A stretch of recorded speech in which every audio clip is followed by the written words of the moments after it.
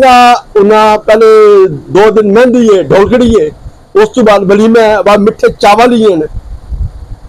चलो ठीक है या कोशिश करे सी ऐसी जरूर जरूर कोट में करा दी है जम्मी हुई है मेरी ये थी है उसे सी दी ने इसने बकायदा क्लिप है उन इस सिर पे हाथ रखे हुए ते उस धी दे बारे पता ही एक बंदे ने क्या आख्या है वो शायद यूदी अपनी तो मनीरे दी अपनी जिम्मे मर्जी यूज करे पे संत कंटेंट वाले पहले जरमान गई आई अच्छा ते कौन वलीमा करवांदा पिया है कौन कौन बंदा विच कौन कौन आंदा पिया है सारिया कमीने ही विच हैं तेरी यार बिस्मिल्लाह अस्सलाम वालेकुम जी मैं हवगा बलोच तो तुसी अपना YouTube चैनल देख रहे हो पिंड मुंडा मैं उम्मीद करना तुसी ठीक ठाक हो रब दा तो खुश रखे आबाद रखे रब दा तो ये दिया बड़ा ते पते सलामत रखे।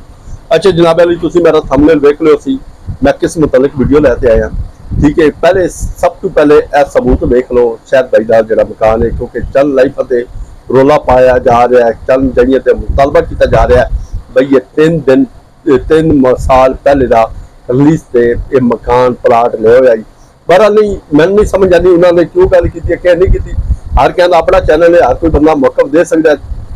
तो कोई गल नहीं मौकफ दे सकता तो असी इंशाल्लाह बैठे हुए हैं असी जवाब बिल्कुल भरपूर देंगे क्योंकि वो अपनी चार दवाई तो कोई बंदा गल करता नहीं पिया वो गल करता पाया है एक चौराहे से वाइटी के जरा वाइटी से आप गल करता है वो गल हो जाती है पराई वो अपनी नहीं रही ठीक है जी। अच्छा जी गल है राती एहसान भाई की लाइव उत्ते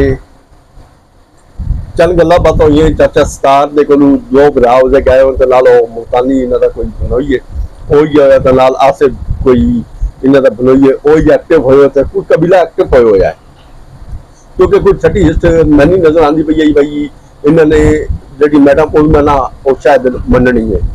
क्योंकि कुछ नजर आंदा पे जिहड़ा खानदान कबीला अचानक जिहड़े 2 बहना ते बनोई जिहड़े उसदे एक्टिव ना लोए इस रोले दे विच ना लाए इतना गाल गलोच हुंदी रही उस तो बाद कि ना मासी मुनीरन बारे इतनी घटिया गल यूज की गई लफाज यूज किए गए उसके बावजूद ही जो बनोई साहब हैं इन्होंने आसिफ साहब वो खाली रिकॉर्डिंग के अड़े रहन उन्होंने ये नहीं आख्या भाई गफार ने कोई चंगा नहीं कम नहीं किया उन्हें गफार ने बुला के ये नहीं आख्या भाई गफार क्या तू इस चीज़ का सबूत दे सकता है बहरहाल नहीं लाइव जो अकबर भाई आया उन्होंने असलाम का जो सुसर है उस आख्या जी मेरे को चंबर की सफाई ले लो गफार झूठ बोल रहा पाया मेरे होने का ये वाकया ऐसी कोई गल नहीं ठीक है वो झूठा बंदा मकार ही झूठ जरा ना वो साबित हो गया ठीक है जी। एक और चीज तो मैं दसा भाई चंद लोग पहले कुछ अर्सा पहले आखदा जी मेरा इस कंटेंट तो और इस कंट्रोवर्सी तो मैं छड़ चुका मैं छड़ गई हाँ लिहाजा मैं डिस्कस नहीं करना चाहिए क्योंकि उन्होंने फिर लाइफ हो रही हैं तो इस कंट्रोवर्सी को फिर डिस्कस करना पैर एक मिनट जी निकाल आइए मैं सोच हेलो अस्सलाम वालेकुम जी वालेकुम सलाम क्या हाल है भाईजान ठीक ठाक हो सेहत भी तो ठीक है जी ताबेदार भाईजान हुक्म करो। अच्छा वलीमा है किदा 5 बच्चे छड़ गई आई उदा वलीमा है मार होए 5 बच्चे छड़ गई वलीमा ठीक मिठे चावल ही नाल पकाने ने बड़े खर्चे हो रहे हैं जी। अच्छा पहले 2 दिन तुसी ढोलकड़ी रखनी है ढोलकड़ी कुटनी है उस तो बाद तुसी वलीमा करना है तो नाल चावल शावल अच्छा मिठे चावल है नहीं अच्छा कितनी है यार वो 5 बच्चे छड़ते नस गई तो पहले जरमान गई आई अच्छा तो कौन वलीमा करवांदा पिया है कौन कौन बंदा विच कौन कौन आंदा पिया है सारिया कमीने ही विच हैं तेरी यार रही अच्छा कमीना विच हैं सारिया कमीना बहना हैं ठीक उन्होंने दावत मिली हुई है नहीं नहीं अच्छा वलीमा करा तो यार की ड्रामा यार ये वलीमा कोई गल वाकई है हकीकत है ठीक ते मैं तो पहले चंगा उन्हें पहले 2 दिन मेहंदी है ढोलकड़ी है उस तो बाद वलीमा बाद मिठे चावल ही हैं चलो ठीक है या कोशिश करे सी ऐसी जरूर जरूर कोट में करा दी है कोई बैंड मार आंदी है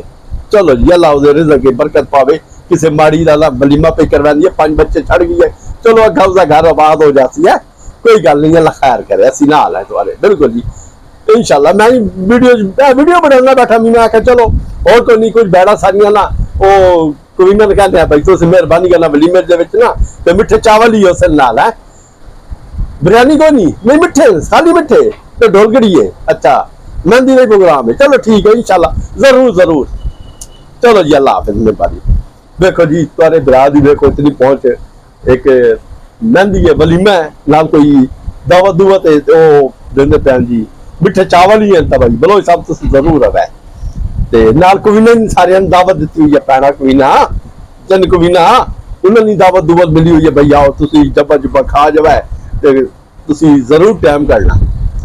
गल करने का मकसद है भाई बंदे गल कर जाने तो बंदे शर्म नहीं आता। 9 महीने बंदे इस गल से रोला पाई रखा भाई असी सारे खर्चे दिते, असी सब कुछ दिता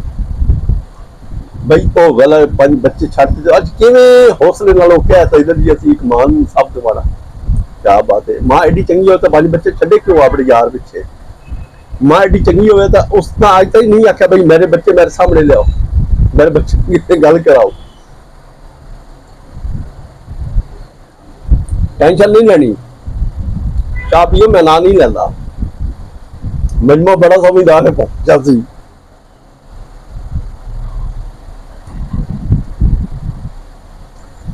कोई गल नहीं है ना, तस्वीर लेते पियो इस शहर भाई दे प्लाट दी है इंशाल्लाह। बाबर भाई भी अज किसान भाई की लाइफ से जरूर आसन वो यहाँ से तस्दीक कर वैसे दुई गल ले भाई गफार होइए। और उस बाद बिलाल के बारे एक ऐसी गल पता लगी है, ऐसी गल यकीन करो जी उसने की है